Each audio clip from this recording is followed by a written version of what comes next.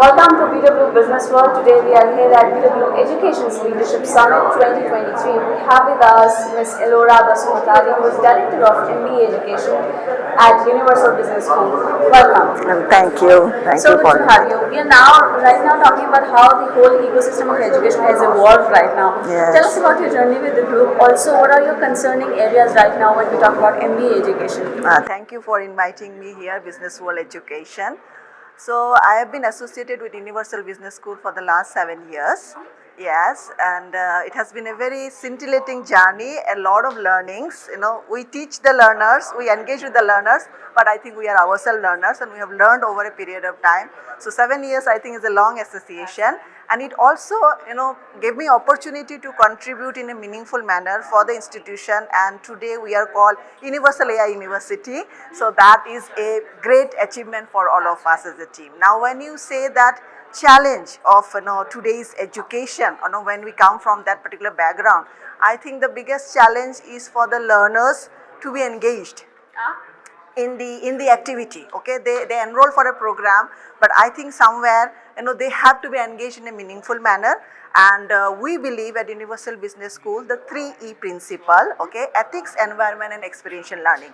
So experiential learning is a big way, okay, it's an action based learning we call, because we are teaching the PG students. So I think andragogy is the way to go, so to involve them in the learning process. So whatever they learn, they have to put it in practice. That's why before summer internship, our students get a chance to do 2 semi-internship, we can say, or live problem solving case studies, right, with 2 different organizations, okay, that is given by our corporation team, so that they are involved in the process of being in a business world even before the internship starts for them, okay. Second thing is, of course, with the environment and the social responsibility. So we have something called SMART project, okay, so which is a live project, it's an outbound project. For 10 days they go out into the society, it's a tribal area where we are located, and they help them solve the problem of livelihood. They teach them livelihood, education, healthcare, and of course environment, right. So these are some of the practical things that we are doing, encompassed on our ethics,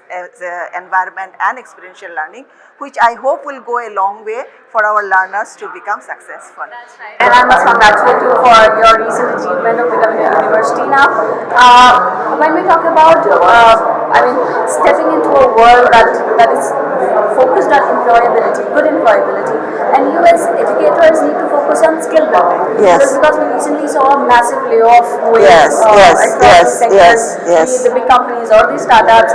People are being laid off, being fired, just because they are not exactly fit, let's say. Employers are looking forward to have somebody who has multiple talents. Yes. Multi-skilling is very important. Also skills. So what strategy are you right now focusing on to be able to embed skills in your students? See, first of all, like we said, whatever we are teaching, we are giving an environment for the learners to apply, because when you are able to apply that learning, that skill stays with you, okay. So when we say skills, I think the number one skills today, it's not about which part of the world you are from or what environment or industry you are working for. Problem solving skills is the topmost, okay. So definitely we have case study based pedagogy, where we are putting students in a case study environment for solving problems. CMAPs, as I said, 2 semi-internship or live problem solving statements. So definitely that is another one. And also we have created an academic model where we have divided our learnings for the learners into classroom learning, okay, and then of course experiential learning, then individual learning. Because when you say people when are laid off, okay, what do they do? How do they deal with that? Because that is also important. That is part of your skill, right? Besides problem solving skill, lifelong learning is very, very important, and that's why I think individual learning, we have put a component in each module in individual learning, where student will learn at their own pace, so that you keep coming back. We are talking about reskilling and upskilling here, so that's exactly that, is upskilling. You have to keep learning, so that we have put in each module, so that it becomes a habit for them to keep learning back, okay, right. And then of course community learning is there, you learn from the best, okay.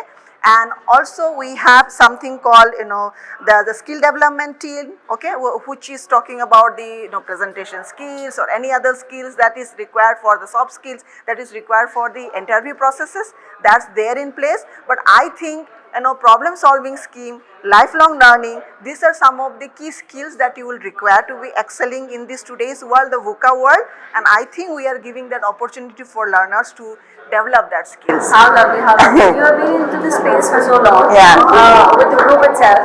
How do you think, in your opinion, the whole philosophy around education, or let's say the whole core of education, has evolved and transformed in the last couple of years? What would you say? I think technology is one of the things which has really fueled, education in the last couple of years, and also the theme that I was talking about, lifelong learning. Our national education policy pays a lot of attention on lifelong learning. We want our learners to be lifelong learners, okay, and for that to build on, you have to self-learn or should have the access to learn. And I think this MOOC, the platforms, the big platforms where you can do a lot of certifications have come up in the last, few years. Specifically, I think fueled by COVID times and all, when you could not go to school and colleges and universities, I think you learned a lot. So I think digital, education through the digital world is, is the say at this point in time. Another thing, that big way that is coming up is the AI. Okay, AI and its of course body, whether it's data science, machine learning or artificial intelligence. I think that is also going to be a big part of the education, and I think people are starting very early on. Certain universities are catching students who are like, science graduate and, at 9 to 12, and they want them in their colleges. So I think technology is definitely shaping the education, but at the same time, that philosophy is still there, that you have to be involved in order to progress, okay, and that's what we want to tell the students about it. Yes. We talk about innovation. We talk about innovating in a way to help our learners better to fight and strive in this world. What would you say? How are you? Are you also looking at collaborating with Government of India, or let's say major edtech players, in terms of enhancing your whole pedagogy and curriculum? Actually, we have not done it that way, okay, but we have different partners, universities across the world, okay. I handle one of those, which is Cardiff Metropolitan University, UK. So we are giving dual degree, PGDM and MBA from there, right? But I would say now that we are becoming AI university, our AI lab is ready, and from February we are launching it. So definitely I think students will be more now STEM infused MBA, that will be the foray for them, right? So I think that's one way to look at it when it comes to how we are going to harness the technical part of the education from now onwards. What new projects, what new certification, what new programs can we expect from Universal Business School?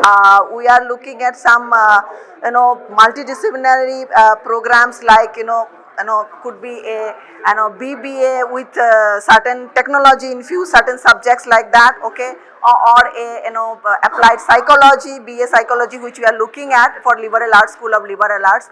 Again, we want to use the word applied and technical subjects to be included. So I think it will be a multidisciplinary program, certain programs that we are looking at. We are at the very nascent stage of creating the curriculum.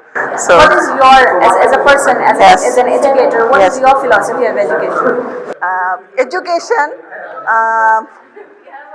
in terms of business, or in terms as a person, as a learner? Yeah, as an educator. As an educator, okay.